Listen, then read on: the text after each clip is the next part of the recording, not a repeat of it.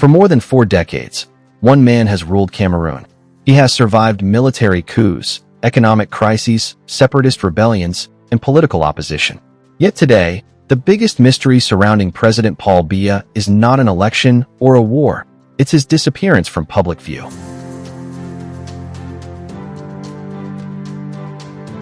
At 93 years old, Biya has spent more than 45 consecutive days outside Cameroon. Officially, the government says he is on a private stay in Europe.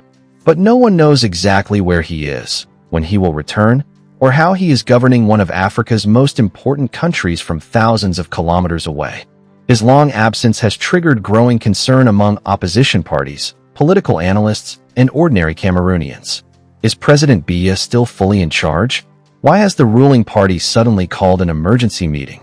And what happens if Africa's second longest-serving president suddenly leaves office? Today, we uncover the extraordinary story of Paul Biya, the world's oldest-serving elected head of state, and the uncertain future of Cameroon.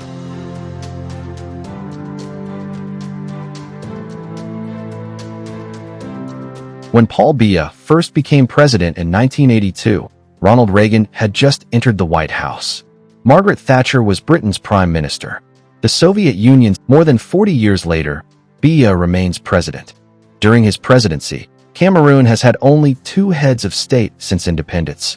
Biya himself has won multiple elections, though many opposition parties and international observers have questioned the fairness of several of them. Despite repeated criticism, he has remained firmly in control of the country's political system. Few leaders anywhere in the world have stayed in power for so long. Unlike many African presidents, Paul Biya is famous for spending long periods outside his own country. Over the years, he has frequently traveled to Europe, particularly Switzerland, where he is believed to spend weeks at a time. Critics argue that he governs Cameroon from luxury hotels while ordinary citizens struggle with unemployment, insecurity, and poor public services. The government rejects these accusations, insisting that modern technology allows the president to manage state affairs from anywhere in the world. However, his current absence is different. This is now his longest continuous stay abroad since becoming president. The government has not announced when he will return. That silence has fueled speculation across Cameroon and beyond.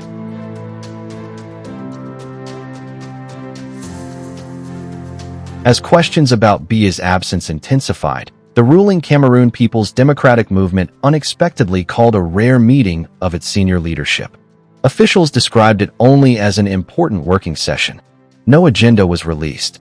That secrecy immediately fueled speculation. Was the meeting simply routine? Or were senior party officials quietly preparing for a political transition?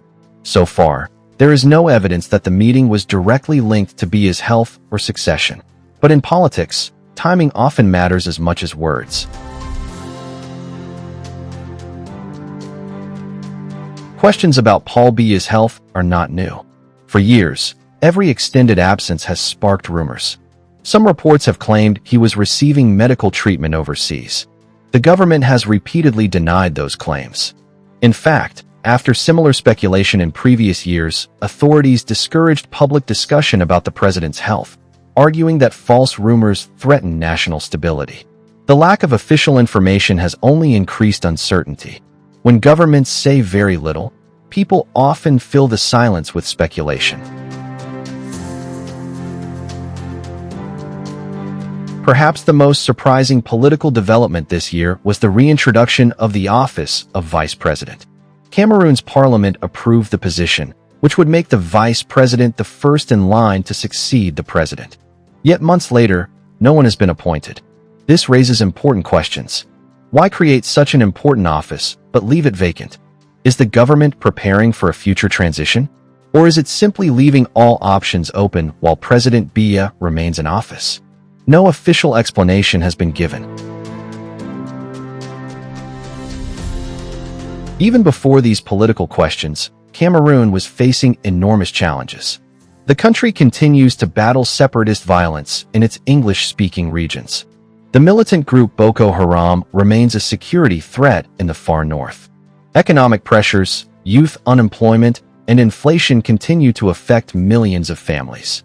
Many young Cameroonians have never known another president.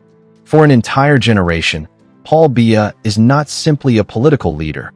He is the only president they have ever lived under.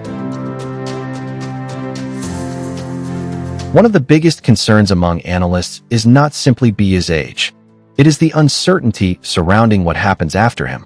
Because no clear successor has emerged, many fear that competition within the ruling elite could intensify whenever the presidency eventually changes hands. Some observers believe the ruling party will seek continuity by selecting a trusted insider. Others argue that growing frustration among young voters could strengthen opposition candidates. Whatever happens, the next leadership transition may become one of the most important moments in Cameroon's modern history.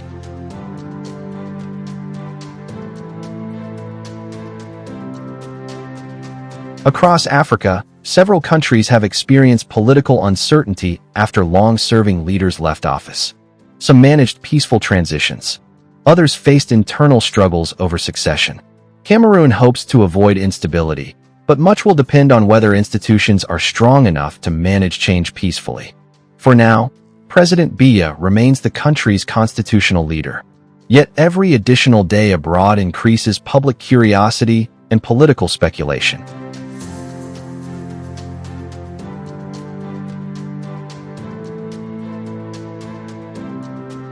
For more than 4 decades, Paul Biya has outlasted rivals, survived crises, and remained one of Africa's most enduring political figures.